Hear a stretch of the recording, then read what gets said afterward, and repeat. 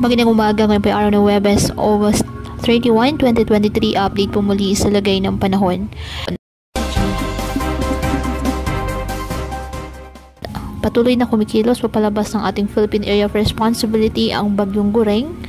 Ngunit kahit papalayo na ito, pinapalakas pa rin ito ang hanging habagat na siya namang magpapaulan sa western portion ng Luzon at Visayas. Samantala, tuluyan na pumasok sa loob ng ating Philippine Area of Responsibility ang bagyong may international name na Haikoy at ngayon po ay may local name na Hana ng Pag-asa. Taglay ng bagyo ang lakas ng hangin na 110 km per hour at bugsong 135 km per hour. Ayon sa Pag-asa, ang truck ng nasabing bagyo ay halos katulad po ng truck ng bagyong Falcon. Hindi po inaasahan na mag-landfall o tatama sa ating bansa, ngunit papalakasin pa rin ito ang habagat na siya namang magdadala ng mga pag-ulan sa iba't ibang bahagi ng ating bansa.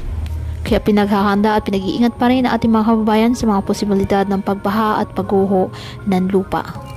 Ngayong araw, ang Ilocos Region, Cordillera Administrative Region, Zambales, Bataan, Bulacan, Pampanga, Aurora, Metro Manila, Calabarzon, Mimaropa, Bicol Region at Western Visayas ay makakaranas pa rin ng mga pag-ulan na may kasamang bugso ng hangin na dulot po ng habagat na pinalakas po ng bagyong Gureng. Kaya pinapayuhan ng ating mga kababayan na maging maingat at maging alerto po sa mga posibleng pagbaha at pagguho ng lupa at ugaliin na magdala palagi ng payong o kahit anumang panangga sa ulan sa tuwing lalabas ng ating mga tahanan. At yan po muna ang update sa lagay ng panahon ngayong araw. Muli patuloy po tayo na mag-ingat at palaging tandaan, God loves you.